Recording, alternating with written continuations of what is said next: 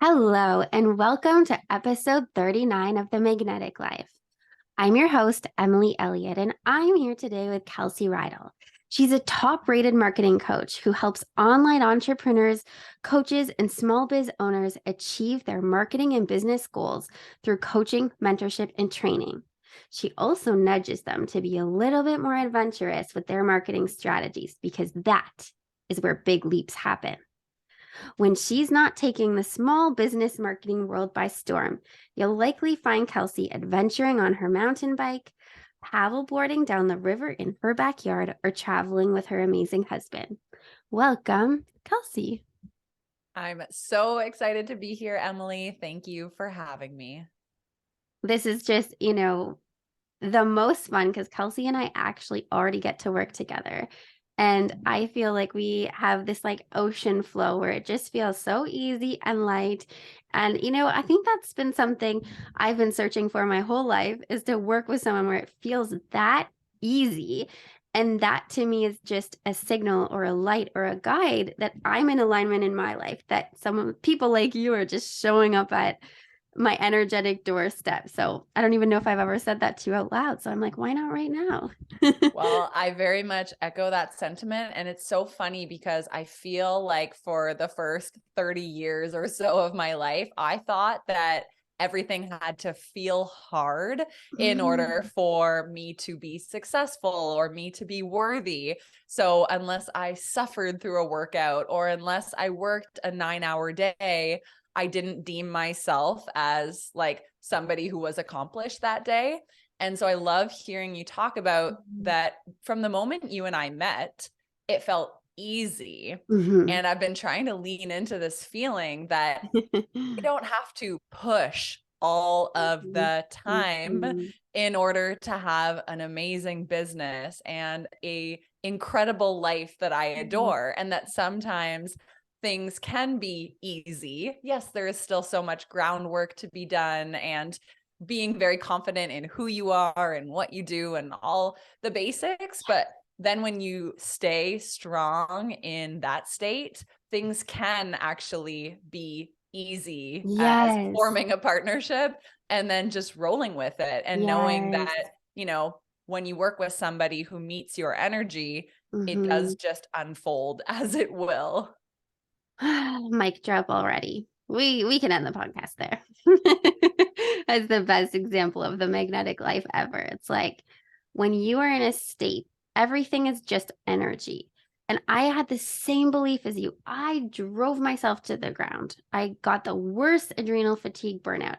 Could barely get out of bed because I'm like, if I don't have a hard workout, it doesn't count. If I don't grind 16 hours, I didn't work hard today.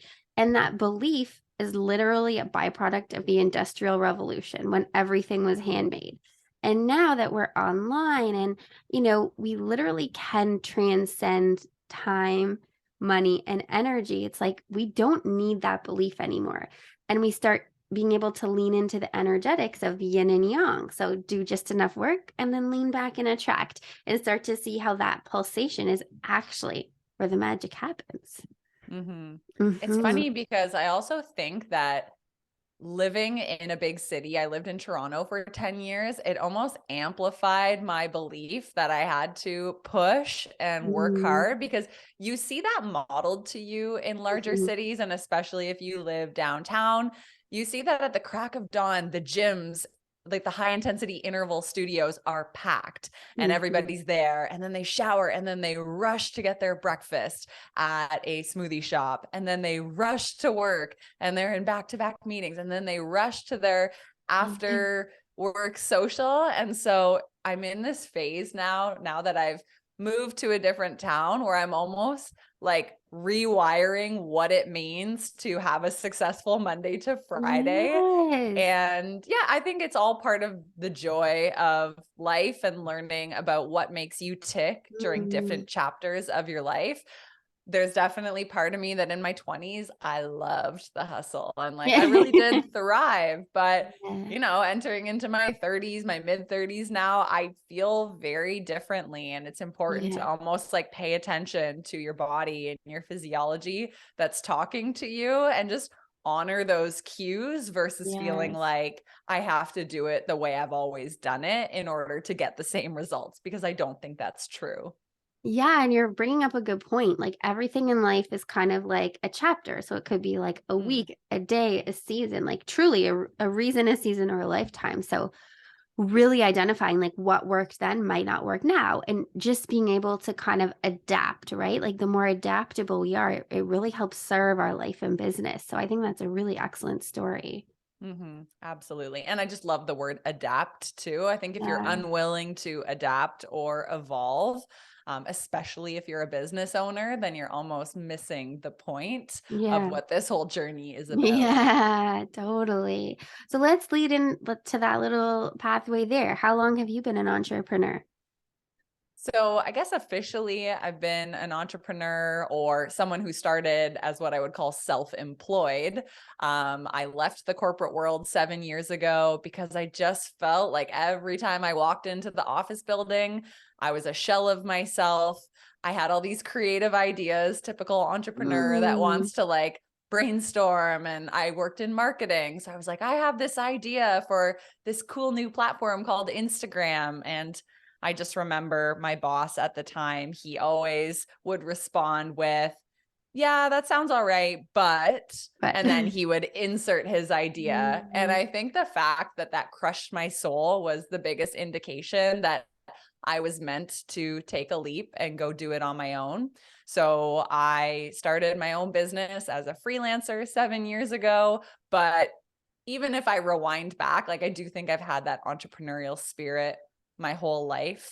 Somebody Mm. who kind of thinks outside of the box all of the time, who is a little bit rebellious, who doesn't want to follow the rules. Like that is just me to a T. And so there's parts of me that have always felt entrepreneurial, but officially left the more corporate Monday to Friday structure 7 years ago and have been doing this dance between self-employment versus entrepreneurship and like how to really grow beyond yourself ever since then. Wow. Oh my goodness. I really love what you're saying there. I can identify so strongly with that. And I'm sure so many people can as well. It's like, not feeling seen at your work. And like, we're all creative, expressive vessels. So to go somewhere every day, it's like, "Meh, no, stay in this box, Mhm. Kelsey, stay in this box." It's like you do feel your soul shrivel up, right? So I love that you opened with that story, because I think for creatives, expressives, people just like you and I think that actually is the number one thing that pushes them over. It's not necessarily financial limitations or other parameters of entrepreneurship. It's like we just want to friggin' express ourselves. And this is the way where we get to decide the colors of our Instagram and the words out of our mouth and the character of our brand. So I think that's a really beautiful example.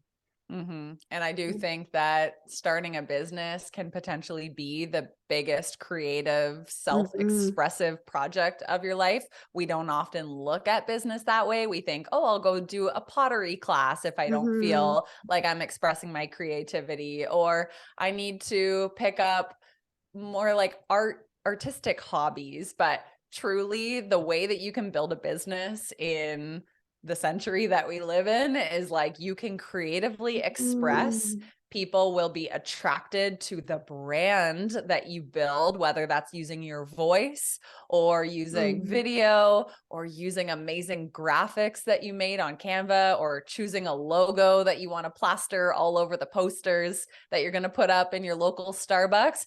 And that's such a deep creative expression that also can lead into something that financially compensates you. So I don't know that people always look at business as a way to creatively express, but I do think it is one of the highest forms of expression. Yes. Ugh.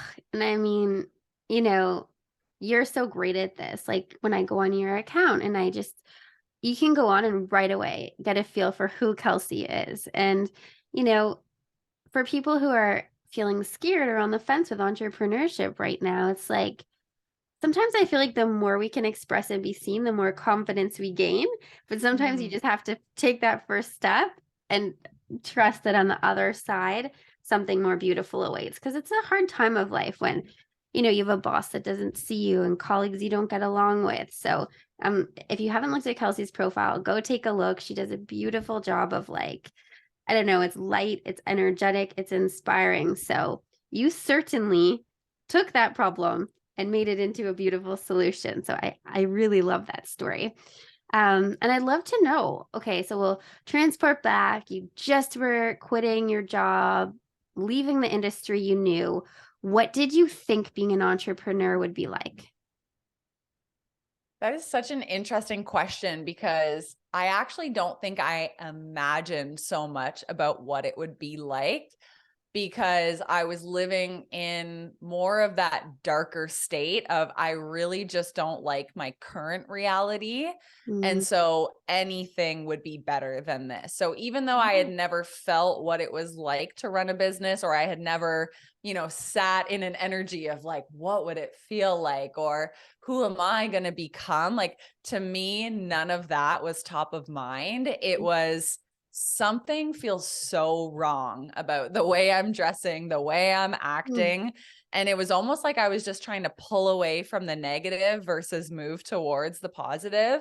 And for lack of a better term, it was just a gut feeling. Like, I think I have something I can offer and I think I can do it on my own. So I never really sat in the imagination of what am I going to build? But instead, I was like, how am I going to get away?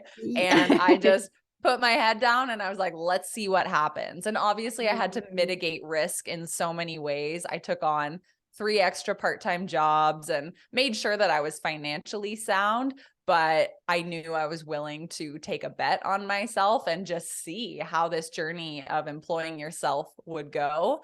And I think sometimes we've given ourselves clues Mhm. along the way, like, do I show up for myself when I say I'm going to? Okay, then Mm. I think entrepreneurship's going to be for me. Do I follow through when I tell someone I'm going to bring them something? Do I bring it to them?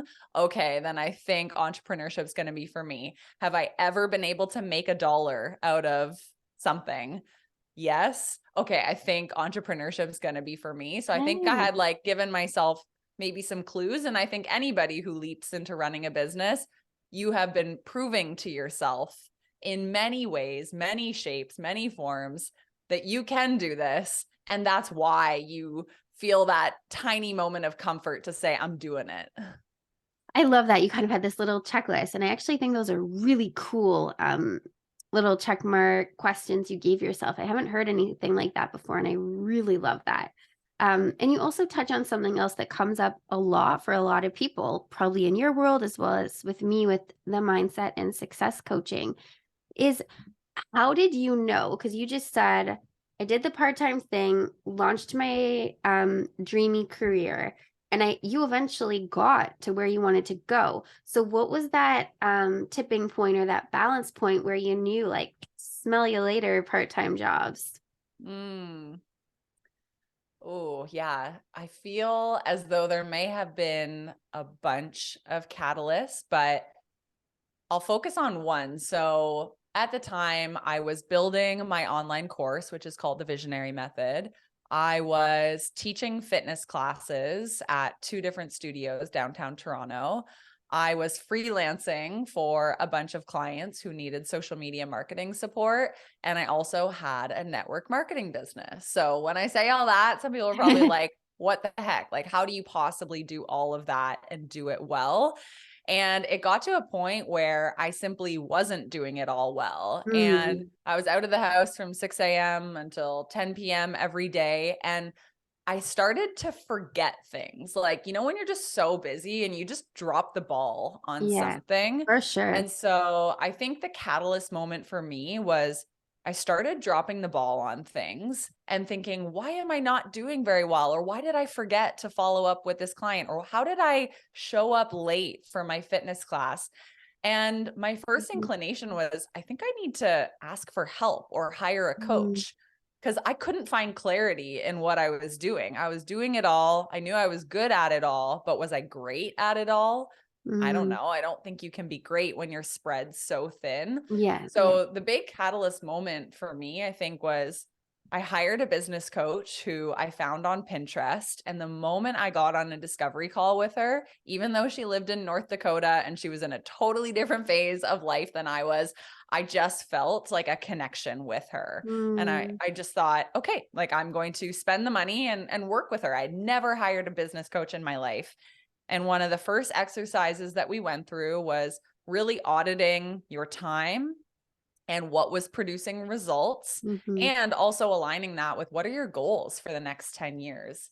And everything for me pointed back to the visionary method. And I was like, that's what I want to do. I want to build this online course, and I'm diluting my life and my business with everything else that's going on. And she said, well, then you probably need to say goodbye to a lot of these other hobbies and businesses and income streams and go full on. Like, you've proven to yourself that this works. You've done the dance between 4 different jobs for long enough. Now it's time to like send the signal that this is what I do. Like, there's one thing. So to go back to your question, like the catalyst moment for me when I knew this is going to take off was when I stopped playing in every single arena, thinking that I had to do that, and instead decided to go all in. But I do caveat that with saying I didn't do that right off the bat. And I did not follow the advice of just jump and the net will appear, because I don't believe in that. So I really did like do it in a stable way. And when I went all in on what I do now, it was very intentional and like supported through a lot of the actions I had taken. I don't even know where to start with how good that was. Okay, so auditing the time, and this is something that's so great about you, is you're so wonderfully systematic, and not a lot of people think that way. They kind of look at their piles of to do and they get very overwhelmed. And I think systems is freedom, systems is power, systems is everything. And that's one of your superpowers, right?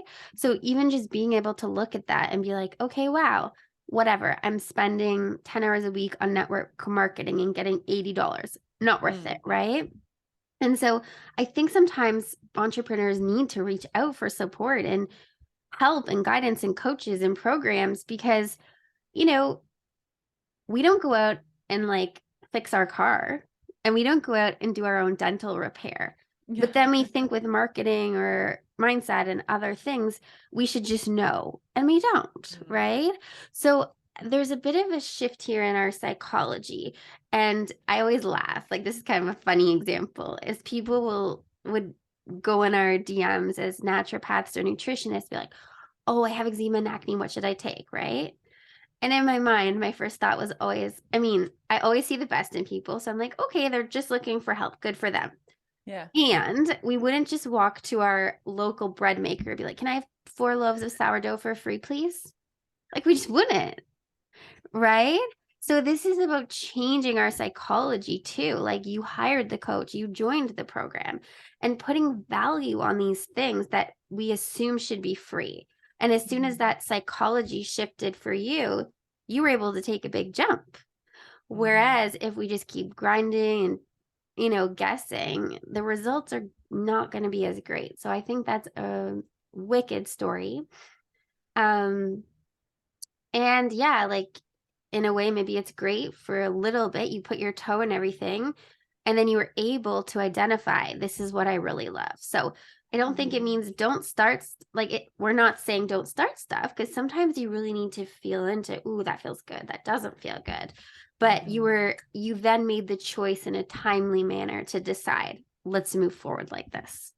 100%. And I think it's really interesting what you say about you're not going to ask your local baker for free bread, but when people sell their knowledge and information, somehow we see that as different than buying a physical product. It's like, oh, there doesn't have to be an exchange. And that's why I think the service professional's dilemma is really standing true in the value that you have and making sure that, you know, just like how a loaf of bread costs you $5, and if you want 3 loaves, it's $15, that we have a value on our time, our packages too, and that we stay strong in that, and that it's not really like this flexible thing that we just gift free bread to some people, but then other people pay half price and other people pay full market value. But that's really tough when you're the bottleneck of bringing sales into your business. It's so true. This whole distinction between the physical world and then,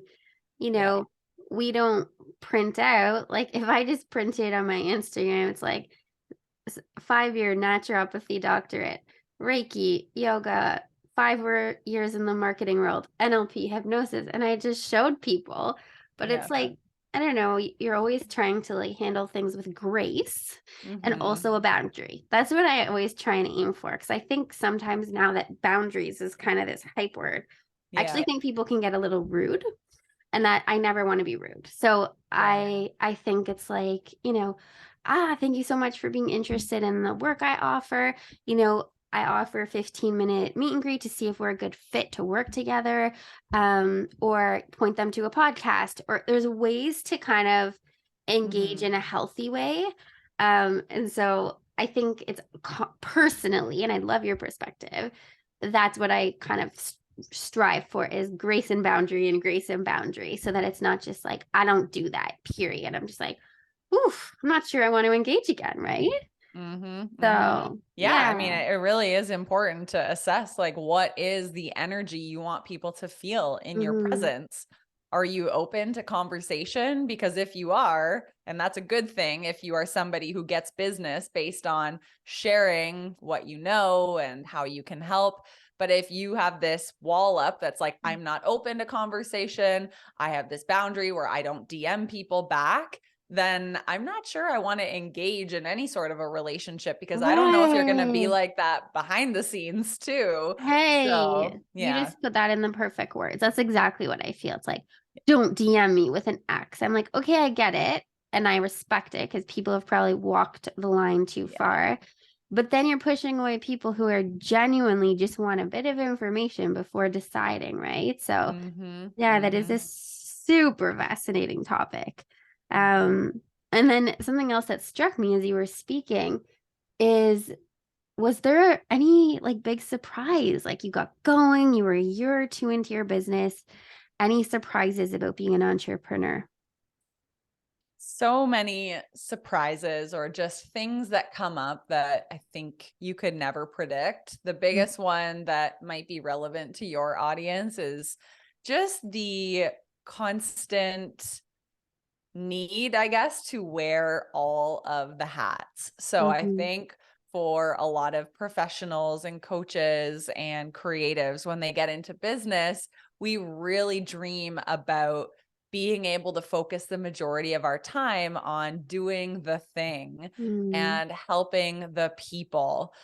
However, embarking on a journey of starting a business also means that you need to open a sales department and you need to have a little marketing strategy, and somebody's got to do your admin work or your payroll or your branding or your tech setup. And so I Mm-hmm. think one of the things that surprised me that I was also willing to embrace was just that constant fluctuation between I'm delivering the service, but I'm also running this entire business and responsible for acquiring new clients if I want to stay in business. So Mm-hmm. it's almost this dance between the heart and the mechanics. And I know way too many awesome individuals who have started a business because they're so passionate about what they do. Like they love personal training, and so they get right into it,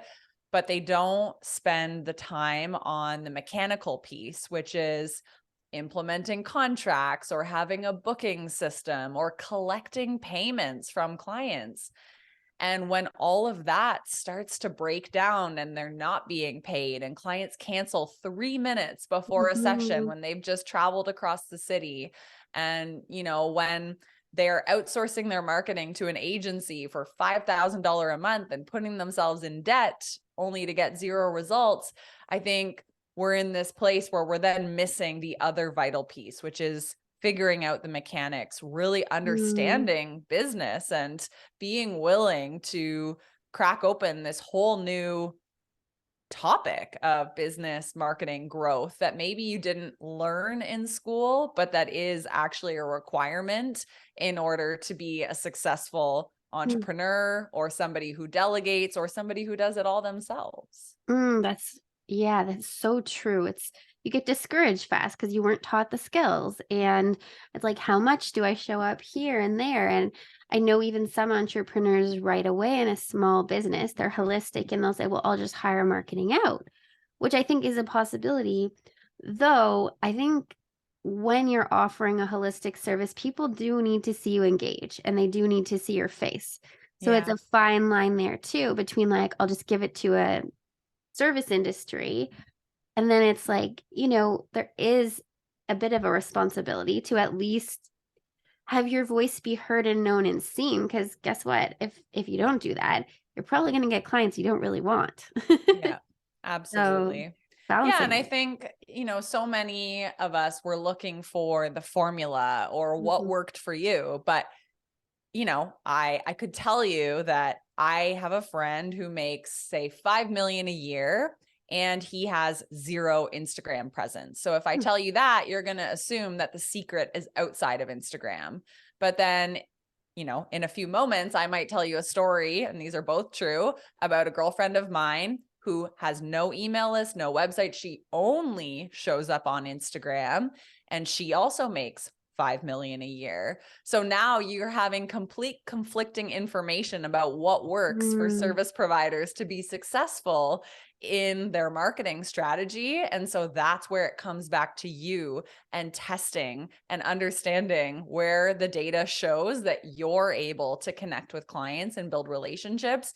Because mm, what works for my one friend there does not work for my other friend, and vice versa. But both of them have built the exact marketing plan mm. and business plan that works with their unique skill sets. And neither of them outsourced to an agency. Oh my gosh, I love that story. Because that is a huge, huge question. I'm sure you get it all the time. Tell me exactly what to do. And it's like, I think there's just kind of a magic to the universe that your profession with your personality, with the medium you choose, Mm. it's like let the magic unravel and just keep showing up. Get started and keep showing up, right? Absolutely. Hmm. So what would you say to an entrepreneur who's having a really hard day? Well, I'd first tell them to give themselves some grace because it's not easy to navigate a hard day, whether it is Mhm. somebody asking for a refund or somebody who tells you you're not good at what you do, or somebody who sends you a really short response to a comment that you made, a positive comment that you made. So Hmm. oftentimes the hard days are not because of anything we did, but as a result of us putting ourselves out there and being Mhm. around so much energy, right? Entrepreneurs are givers. We love to give, and life gives to the givers. However, that also means that the givers are getting a lot of the negative stuff too. Life gives the good stuff to the givers. Mhm. Life also gives over some criticism to the givers, gives over to the negative energy to the givers. So I Hmm. think for anyone going through a hard day or a hard week or hard season, really bring it back to you and what you need in this moment to hold your vision, because it's easy to want to quit or to throw in the towel is what I often hear. Like, I'm just Mhm. ready to throw in the towel. But if you can just take a quick second and reconnect to where am I going? What is possible? What is that feeling I have when I am standing in my light? And if you can just get a glimmer of that so you can hold on one more day, then Mhm. hopefully, tomorrow you feel a little bit more resilient, or, the negative energy has worn off. But Oh, I love that, Kelsey. it's tough. We'll say It's true. that it's going to come and go. Those negative seasons, I don't think they ever go away, no matter how far along on your journey you are. You just Mhm. have different challenges and different negativity or hiccups coming into your Mhm. realm. Yeah, and you really hit on a few of the big ones, right? It's like when someone gives you a yucky comment, and I think something you and I have learned respectively across our years and years journey is often when that happens, it's not even a reflection of you. They're having a bad day or a bad time, Mm, you know? And so the resilience muscle to just get back up and be like, and I think you and I both find too that saying, do you want to get on a call can be like good medicine for people because, chances are they're feeling lonely, frustrated, and sad. So, there are ways to kind of get past those hard days. But yeah, having that grounded perspective in the moment can be hard because we all care, right? absolutely. And so we talked about the drops or the not so great days. What is your favorite perk of being an entrepreneur? Mm. There are so many. And I think for me, and I know this is something that's very important to you too, it's Mm-hmm. the freedom. So, circling back to the initial story that I shared of going into that corporate office and wearing clothes I didn't like and having to express myself in ways that I didn't care for and having to, it was down to the little things like having to pack my lunch. I didn't know what the hell I wanted to eat for lunch. And here I was at 6 a.m. making something for my lunch because I had to leave the house. And to me, that is not freedom. And so Mm-hmm. it was all these micro moments that made me feel stripped of my ability to make a choice and to feel like I had the ability to decide in any given moment, or when somebody said something I didn't like, to respond in a way that felt right for me. Mm-hmm. So freedom is a huge perk to me, or one of the big reasons why I love running a business. And the other thing that I would say is the ability to create with limitless potential. So there is absolutely no limit to what you or I can do right now. Mm-hmm. We are not bound by a job description. So if you have ever worked in the corporate world, you know that you get a job description and you probably review it with your manager once per year, and it has key objectives and deliverables and who you are and what certifications you have. And you kind of wait for them to Mm-hmm. promote you, right? Which is a new job description, which has a few more certifications and you have more responsibility. Mm-hmm. The cool thing when you run your own business and you do your own thing is that if you see yourself kind of skipping a few job descriptions because you're like, I've done so much work, like I've put in Yeah. time and energy and experience, and my confidence is through the roof, and I've got all these results, you get to actually write that new job description, go smash through it all, raise your prices, bring more abundance into your world, give more to causes you care about, and it never ends. So if your vision gets bigger, you just keep going. And I feel as though in a more Mm-hmm. typical corporate structure, I wasn't able to dream that big. Like I felt Mm-hmm. confined by the four walls of the office, whereas running a business, I'm reminded every day that, oh my gosh, I can do anything. Love that. And I'm excited at that thought. Oh, I love that possibility. And I'm just going to go there right now. But Kelsey and I run a program called Leap, and her superpower gift that everyone in the container said that they loved being around, her ability, and I don't want to use the word discipline because discipline sounds negative. Kelsey's devotion when she says she's going to do something, her follow through and her consistency are absolutely positively contagious and magnetic. So, if you're looking for a guide or a mentor to help you with these skills, let me tell you, she's got them. Mm-hmm. And then, just I really believe we become who we hang around. So if you do not have accountability, mentors, and groups around you, definitely consider joining our Leap group because Kelsey and I have this combination. She's got this consistent devotional marketing experience, and I am this like heart-centered life leaper. I do things until my heart feels so accurate and shining. And I love offering perspective and how to get in alignment with joy and happiness in all the areas of your life so your business wins. So please check our program out. It's we can both say with a lot of conviction that it's pretty great. And it's one of a kind because, to the best of our knowledge, there is no other program where it is this beautiful synergy of the marketing work, the mindset work, which are the two tools that we feel we don't learn in school and that we're not necessarily equipped with, that are so essential to growing a sustainable and successful business without burning out or feeling like you have to do it like everybody else. Like, if you have the right mindset and you're equipped with just everything that gives you that ability to stand with conviction, like, I know what I'm doing and like I am confident in this business and in myself as a leader, and then you pair that with new strategy and new messaging and getting clear on the value proposition that's actually going to make sales in your business. That's the hybrid of skills that we want to equip professionals and coaches and creatives with, because these two topics are not being taught together anywhere else. Yeah. So well put, Kelsey. Yeah, we are starting May 16th. We would love to have you.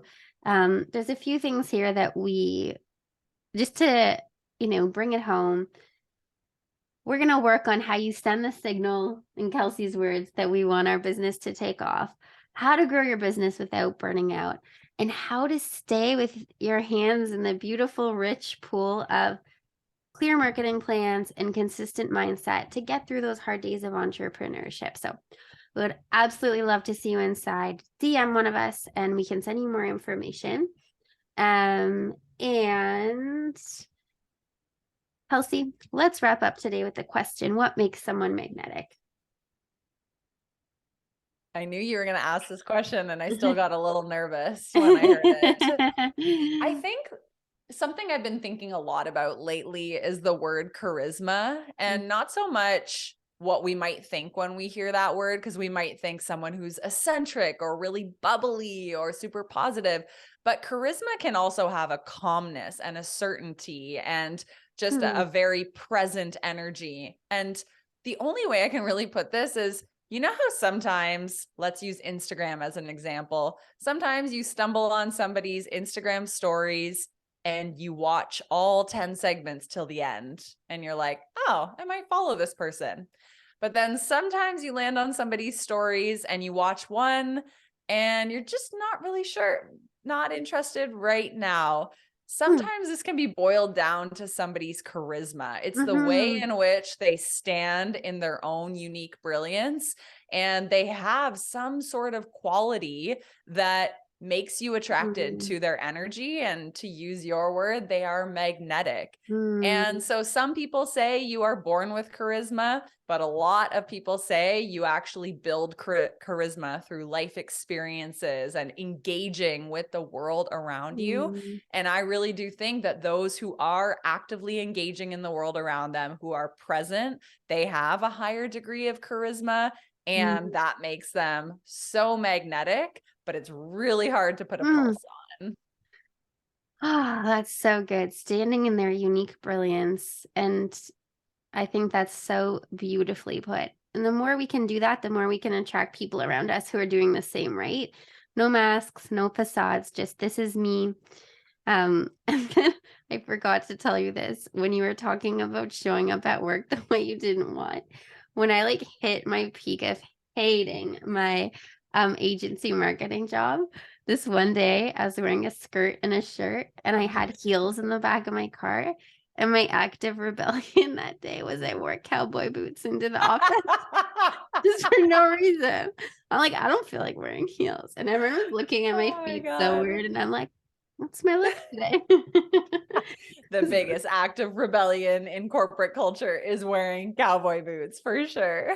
She's like, yeah, I'm going to feel a little free today. So yeah. Anyways, Kelsey, there's so much depth to this interview. I learned a ton, and I'm sure that listeners will be just soaking it up. So thank you for being here. And to all the listeners, thank you for listening. And we hope to see you inside our Leap Foundations course starting in May. Can't wait, and see you all inside. And if you have any questions, let us know. And thank you, Emily, for having me on your podcast. My pleasure. Talk soon.